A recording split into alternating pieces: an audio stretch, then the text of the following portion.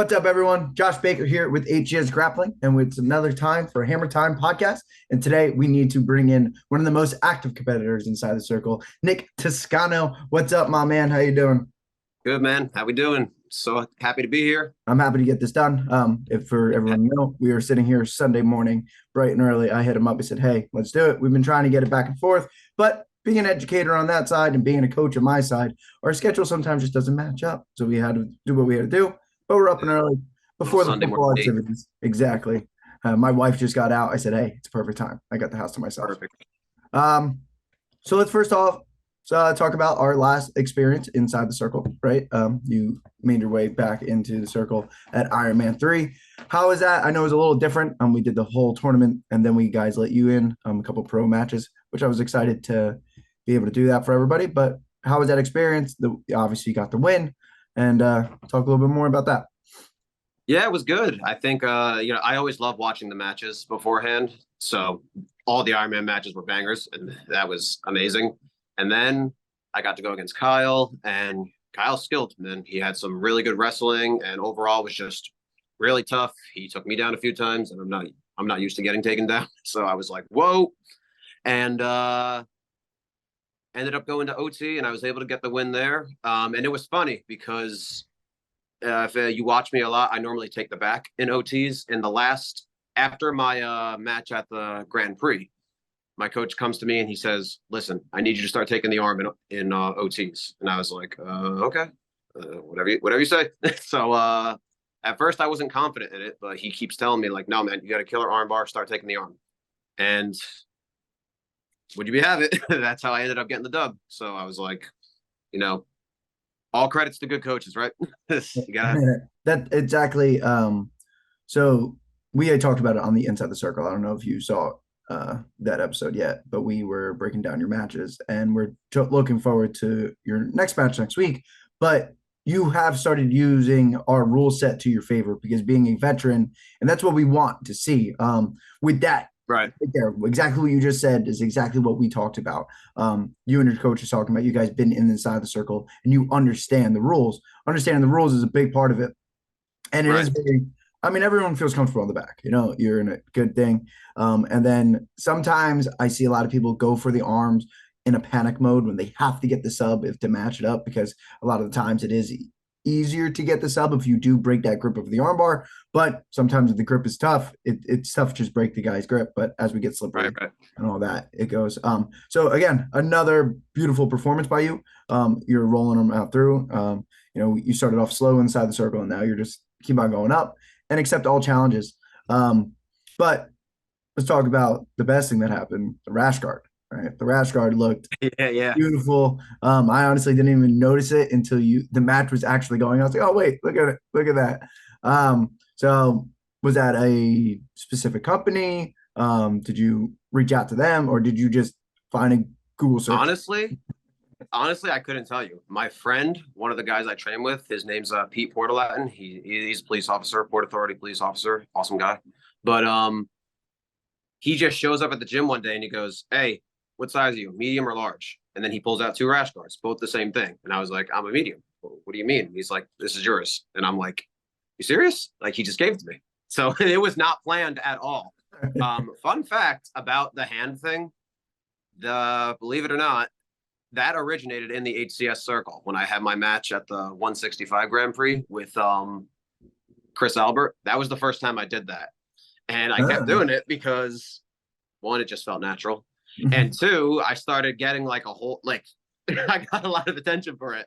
Like everyone was like Nick Toscano, Italian, and I was like, okay, I guess we're gonna roll with this. And ever since then, I just kind of kept doing it. So it originated on HCS. So it's cool to debut the rash guard on HCS now too. And it fits perfectly. And Awesome. Honestly, didn't even now that you say that, I was wondering like because it was like the first time you came in when you did the Ironman with Justin and Cody. I was like, I mean, he didn't get the wins, but we didn't see any of that. I didn't really see any of that.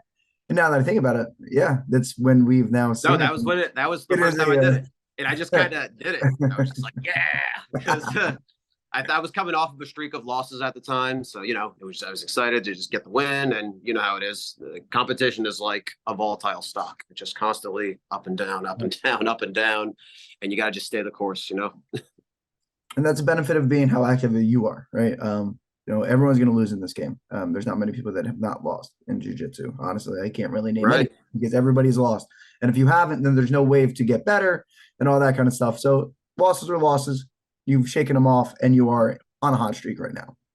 Right. Well, it comes to just loving competition in jiu-jitsu too, like that's my main thing. Like I've said to you before, and I say to everybody, like, for the most part, I'll compete against anybody. Like I don't care about your belt. I don't care about, whatever, what anything really other than the match. Like to me, like a good competitor, a good athlete, let's run it, like anything can happen at the end of the day when you slap bump and you just put it all on the line.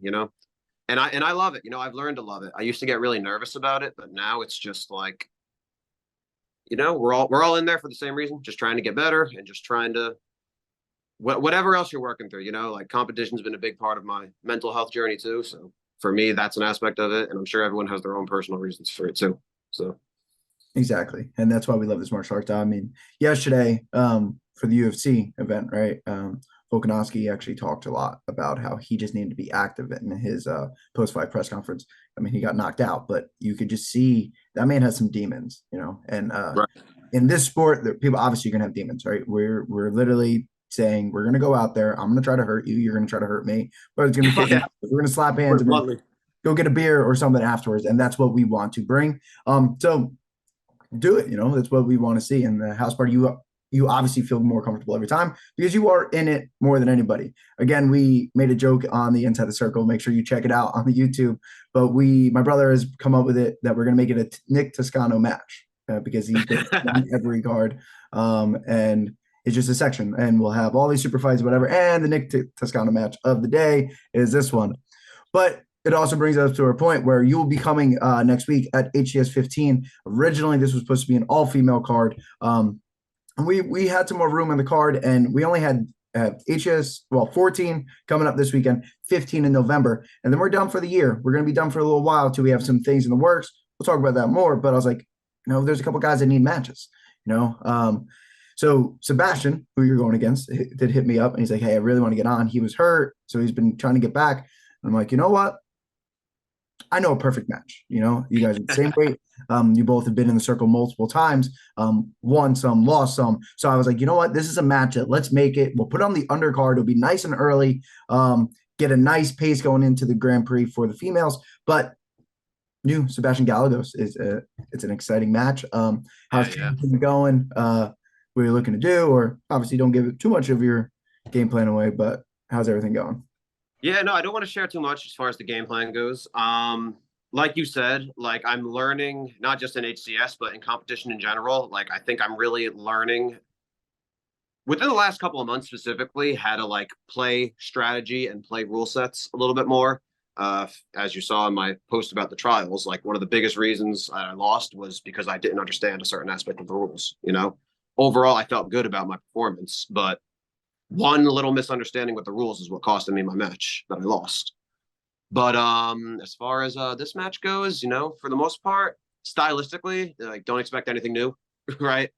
But as far as competing in a heavier weight, I guess you can expect some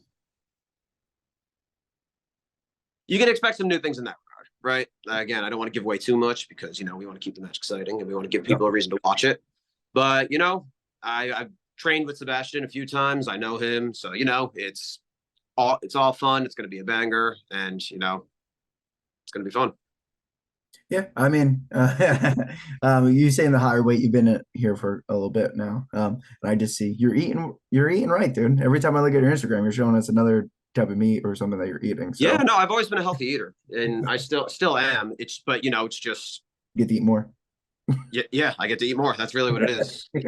Like everyone jokes. They say I have a PhD in weight cutting because I do think I'm really good as far as I'm good at like cutting weight and all that stuff, and I better be, right? I have a degree in this field. So, but just being able to eat more around the holidays, that's the main reason for it. Once the holidays end, I'll probably go back down to 155 because I just won't be worried about enjoying pumpkin goodies and all the holiday goodies and Thanksgiving goodies that are coming up. But I remember last year I stayed at 155 through this season, and I was just Miserable. yeah, because I do a lot of family and friend stuff around this time of the year, and I just want to be able to enjoy it. So I'll compete at the higher weight, and it is what it is. Again, at the end of the day, I do this for fun and my own personal development. So it's like, like why make myself miserable doing it? Like just do it. It is what it is. Like you'll be all right. Yeah. 10 pounds isn't anything crazy, No, like and a really a good friend of mine that trains at my gym once told me, like, if 10, 20 pounds is really the difference between your win and loss, that honestly sounds like more of a problem with your jiu-jitsu. And I was like, you're right. Like you might have to make a couple of stylistic adjustments, but outside of that, it's like, good jiu-jitsu is good jiu-jitsu. Jiu-jitsu was made for the smaller guy to take out the bigger guy. Right. That's what exactly the whole thing was. But then I get you about the treats and stuff. Like me being a wrestler, like we had first practice the day after Thanksgiving every year. So it was That's a gorge fest, and then I'm throwing up in the bucket and all that kind of stuff. But then yeah. I didn't have Christmas. I didn't have New Year's. It never lined up. So that's why, and then I sometimes nothing was worse. I fought MMA on New Year's Day one time. You're bugging. Oh no, it was weigh-ins were New Year's Day. So New Year's Eve, I'm in the sauna, all that. All my family's like, oh, waiting for the ball drop. I had a juice. I made a 12-ounce juice. Like I'm allowed to have this today, and that's all. Yeah. That's it. It is what it is. The weight cutting sucks, and that's why I like easiest possible for you guys. Give you a fucking 12-hour window to weigh in the day before virtually. I get up nice and early and let you guys do it. Try to make it as comfortable as. Yeah. No, dude, I love the 6 a.m. weigh-in because it just makes it easy. I get up around that time anyway for work. Yeah. So I just wake up, I send my weigh-in, and I'm just like, all right, I don't got to be miserable all day at work today. Awesome. I hate when I have like some of the other organizations, they don't do the videos. And I get why. Like the videos can or cannot be a little weird for some people.